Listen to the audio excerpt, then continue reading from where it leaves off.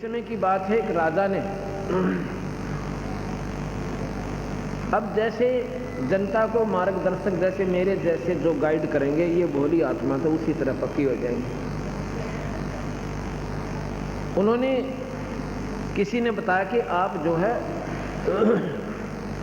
कथा कराओ भगवान की घर पर या जाप करवाओ गायत्री मंत्र का। राजा ने कहा कि ठीक है करवा लो। मंत्री को आदेश दे दिया कि रोजाना एक असरफी विद्वान को जो गायत्री जाप करके जावे और या कोई भी कथा करे उसको एक दे देना, चाहे वो जाप करे चाहे कोई अपनी कथा पढ़े या कोई मंत्र करे, जैसे भी करे। तो एक पंडित विद्वान को पंडित कोई जाति नहीं है, इस बात को भूलोगे तब जाकर के कबीर साहब की अकड़ भी दवाई अंदर जाएगी, नहीं तो कोई न कोई बाधा मन में बनी रहेगी कि महाराज जी तो पंडितों की क्रिटिसाइज कर रखी है कबीर साहब ने। कभी नहीं, पंडित की कर रखी है जिन्होंने गलतियां की। आम व्यक्ति पंडित नहीं है। जैसा कि मैंने बताया था, हमारे दादा गुरुजी जाट थे छावला के, उन्होंने काशी विद्यापीठ से, अब तो सभी को वहाँ कोई ऐसी दिक्कत नहीं, कोई भी जा सकता है, सैकड़ों वर्ष से 50-60 वर्ष से ऐसा चल रहा है। वो 4 विषय के आचार्य हो गए थे और उन्होंने, उनको पंडित जी के नाम से जाना जाता है जाट होते हुए। एक गुरुकुल खानपुर हरियाणा में गोवाना के पास है, उसके मुख्य अध्यापक को वो भी जाट होते हुए पंडित जी के नाम से जाना जाता है। सहदेव को पंडित जी के नाम से जाना जाता था। जो पांडवों का पांचवा था उसको पंडित जी के नाम से ही जाना जाता था। पंडित कोई जाति नहीं है। अब जैसे कोई वैद्य होते थे, वैद्य और अच्छे वैद्य होते थे, उसके बाद उनके वंशजों को वैद्य कहने लगे, सारे दी वैद्य, और सब ने अपने पीछे वैद्य लिखना शुरू कर दिया। फलाना राम है, मनसाराम वैद्य, आसाराम वैद्य, इस प्रकार। और दवाई जानते को ना, वह पेट के दर्द की भी, और वो भी पीछे वैद्य लिख रखा। तो वह वैद्य नहीं है, वो तो एक परंपरागत एक समूह का एक प्रतीक बन गया। ऐसे ही जो संस्कृत के श्लोक ने भी ना जानते वो भी पंडित कहलावे, उनको भी हम पंडित जी कहते हैं, और वो भी गर्व करते हैं अपने ऊपर कि हम पंडित जी हैं। वो उनकी नादानी है, वो पंडित जी नहीं है, वो तो आम व्यक्ति हैं, आम नागरिक हैं, अपना जैसे भी आम व्यक्ति अपना पेट भर कर रहे हैं वो ऐसे ही रोजगार कर रहे हैं, वो पंडित नहीं है। और वो इनसे मुँह चढ़ाएंगे इन बातों तक तो उनकी नादानी है। ये तो उन मार्गदर्शकों को जो दुनिया को गुमराह करते हैं और ठीक मार्ग नहीं बताया।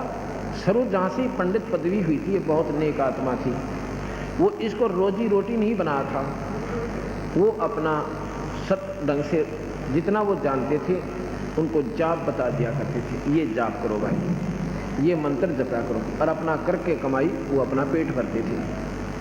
उसके बाद महिमा इतनी बढ़ गई उनकी कि आम व्यक्ति पंडित जी बन गया। काख में पोछी दी और मैं भी जाप कर दूंगा, मैं भी जाप कर दूंगा, और पैसे के हिसाब पर आधारित हो गए। राजा का जाप हुआ, और एक काशी से पढ़कर बहुत तगड़ा विद्वान आया पंडित जी। राजा के हुक्म से वो अच्छे से अच्छे विद्वान की तलाश की गई, तो पाया कि एक विद्वान अभी काशी विद्यापीठ से और बहुत ही अच्छा विद्वान बनकर आया है, उसको लाओ। काशी जी पढ़ कर आया है, उसको बुलाया, उसको कहा कि ऐसे ऐसे 1 हफ्ता 10 दिन या 15 दिन हमारे घर पर कोई मंत्र जाप करो, वो तुमने देखना है क्या करना है, चाहे कथा करो चाहे जाप करो, कुछ भी करो, हमारे घर में शुद्धि होनी चाहिए। अब वो पंडित जी जावे, अपना जाप करें, मंत्री उसको एक असरफी दे दे, वो असरफी लाकर अपनी पत्नी को दे दे, और पत्नी से मावे नए सूट और रोज गुदनी बदले, और फिर जाओ पानी लेने, थोड़ा सारी इकट्ठी हो। तो वह औरतें पूछा करें, आए यो कद बनवाई, ये कद लाई, कितने लाई, थारे घर ते लाई, थारे पीढ़ी में मिल जा, ये सारी बूझ लिया करे 2 मिनट में। तो वाने वली मारा है ना, राजा का कथा करने जा रहा पंडित जी, एक असरफी दे दे सब मौत हो रही से हमारी। अब वो दूसरी सुने थी, उसने अपने पंडित जी ताई की, अपने पति देवता कि आप भी पंडित जी हो और जाइए जाप करके आओ, और देख फलानी के घर वाला रोज एक असरफी जाओ से। वो कहने लगा भगवान वो तो बहुत बड़ा विद्वान पुरुष है, और मैं देखे ना तो कोई जानता किसी इस चीज तो जानता नहीं। भाई ठीक है, इन रोड़े बोला न तो रोड़ा लो, वो राजा का काम न मरवावेगी तो वह नहीं मानी। नो बोली तुम और दिन आता अपनी डींग मारा करता, राज क्यों ना जाता तो दो पीछे मिलन का टेम आ गई तो नो का मैं जानता को ना। उन्होंने सोचा ले भगवान ना मानती तो जाऊं। अब जाता है, वो अपनी कथा कर रहा है विद्वान पुरुष, और उसने क्या है बेरा था ने उल्टी से किताब पकड़ रहा और के करने मन जो यू कहवाए, जो यू कहवाए, जो यू कहवाए, जो यू कहवाए, जो ये बोल रहा वही, जो बोल रहा वही। अब चलो और तक कौन जान दे, अपने बैठे रहे एक कमरे में पढ़ रहे हैं, कौन देखे। पहले ये ऐसे ढंग से स्थिति आगे की कि जाप करनी है, जाप कर रहे हैं, कुलबा खेत में काम अपना दुकान पे बैठा है, पंडित जी घर जाप करे, कमरे बंद करवा दे, और बंद भी न्यों करवा दिया कर दे, जैसे सोवाते बैठा माड़ा हाथ में होनी चाहिए।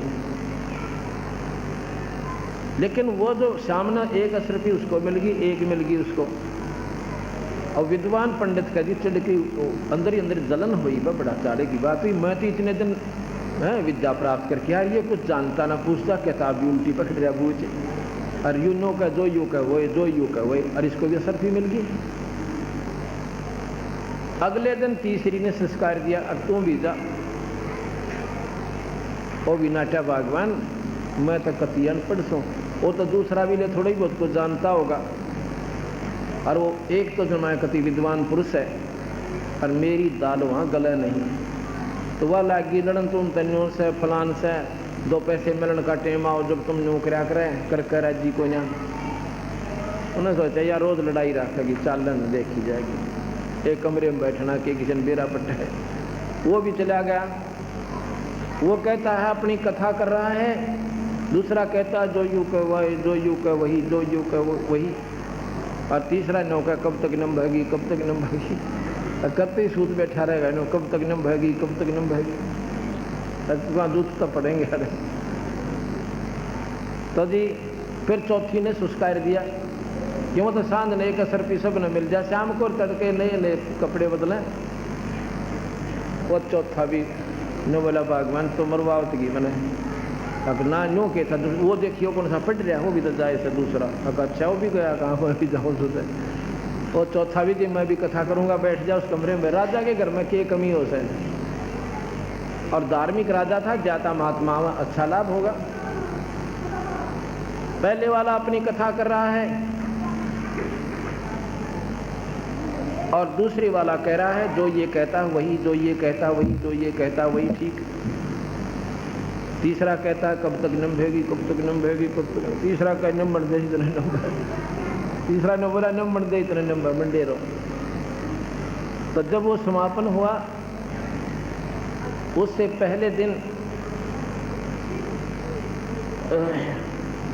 उस राजा का आना हुआ जिस दिन समापन पहले, उस विद्वान पुरुष ने जो काशी विद्यापीठ में पढ़ कर आया था उसने शिकायत की कि राजन यहाँ पर तो खल और खांड का एक भाग लग रहा है। के बात भाई